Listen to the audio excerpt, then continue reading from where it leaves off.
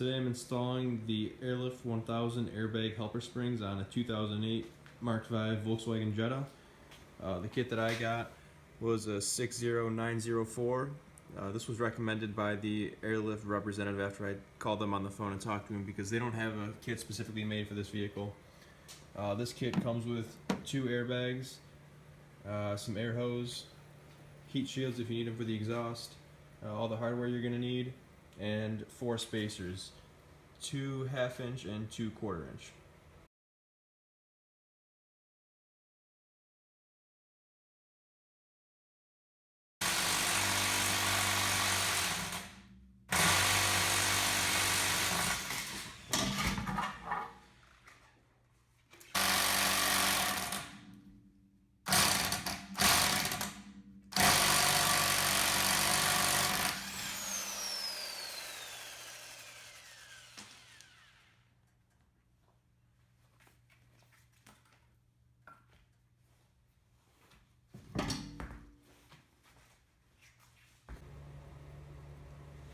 So now the airbag is going to slide inside of this coil here.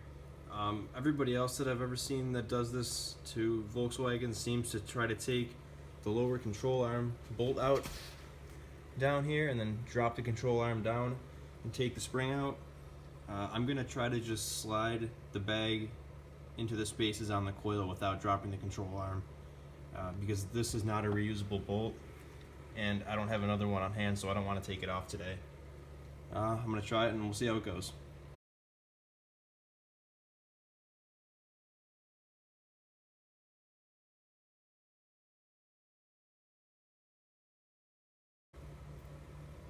Alright, it was not easy, but I was able to get it in. I had to use a lot of soapy water here out of the spray bottle and a blunt tire iron.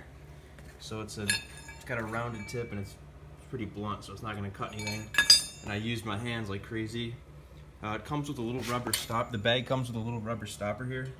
So you fold the bag down real tight like a hot dog roll, and then you slide this over the end and it keeps the air locked out. So it kind of compresses itself and then you can work it in there. It was a real chore to do. It took me probably about 15 minutes to get it in there, but I was able to work it out.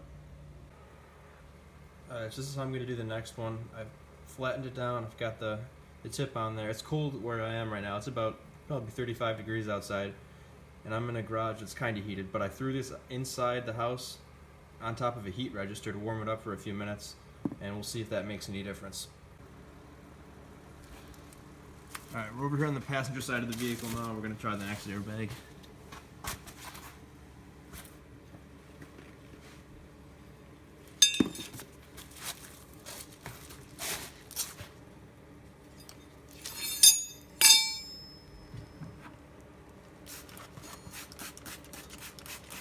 This is just soapy water, some dish soap and some water.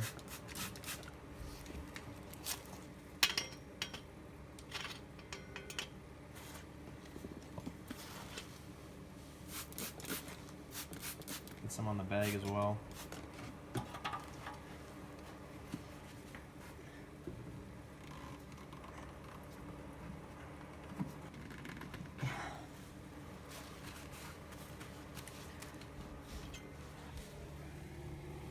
Okay, this is the hardest part. We're about halfway in now. This is when it starts to get really challenging.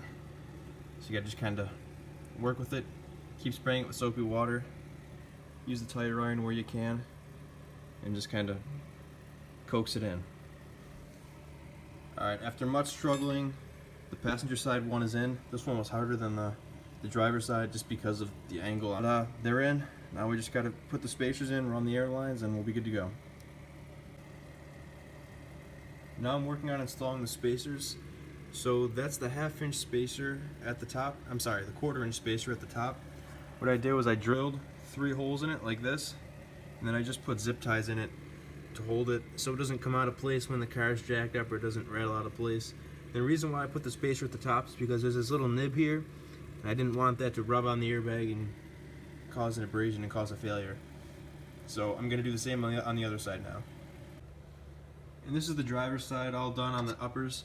I made sure to leave enough slack in the zip ties so it can rise up freely and won't cut the zip ties due to tension. In the kit, Airlift includes 2 of these metal shields and some worm gear clamps, and the purpose of those is to shield the exhaust away from the hose any place that are less than 8 inches, so you don't melt the hose with the exhaust. So I'm going to be running the hose through this part of the control arm here, and it's going to be about 5 or 6 inches away from the exhaust. So I just worked up a little heat shield there to kind of help protect the hose from the heat of the exhaust. This is the airbag on the passenger side. So you can see I've got the 1/4 inch spacer up here at the top. I've got the 1/2 inch spacer down here at the bottom with the air line running through it.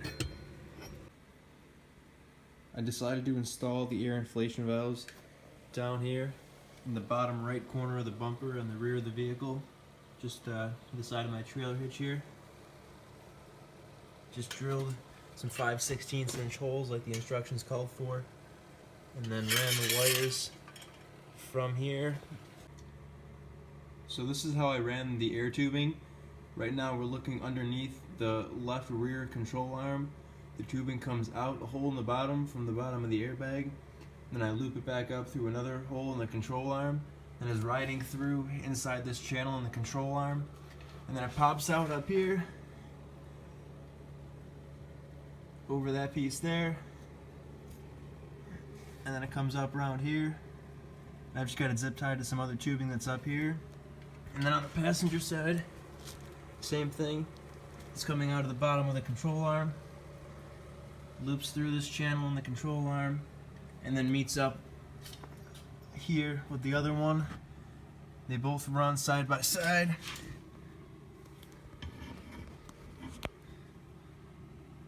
Side by side right here, and they join up to the inflation valves underneath the rear bumper here.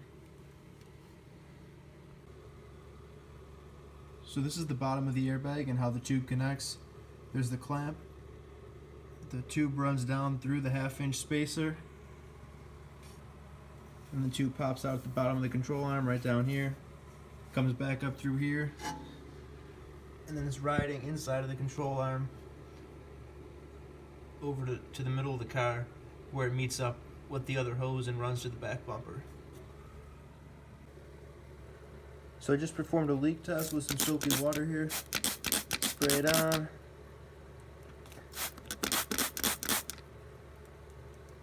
And there's no bubbles forming, so we're good to go.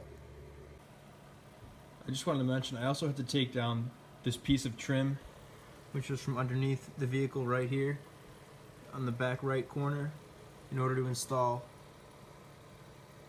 these Schrader valves. So it's just 3 torque screws and 2 small plastic nuts, and it slides right out. So this is in the back right corner of the car again. This is the panel I'm talking about. I just reinstalled it. So it goes from the front there, right at the fender, to about 1/3 of the way over, just underneath the spare tire, and it comes back to here. Just 3 torques and 2 plastic hex heads, really easy to take off. And then you can reach up in there, little space underneath the bumper, there's just a big empty space there, and you can put the Schrader valves right there. Okay, so I got the tires back on now. We're still in the air. There's the airbags in there. The instructions say to slowly let the car down until the springs begin to compress. So we're going to do that, and then once they just start touching the top and bottoms of the bump stops, then we're going to put 20 psi in.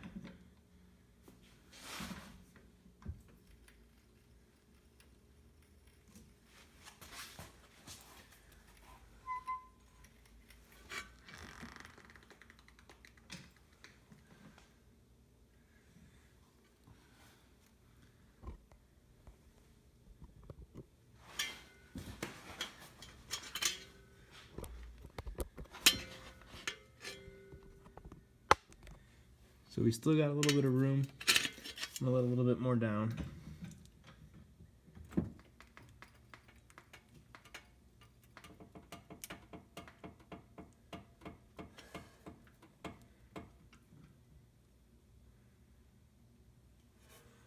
Not quite touching yet, but I'm going to inflame to 20 now.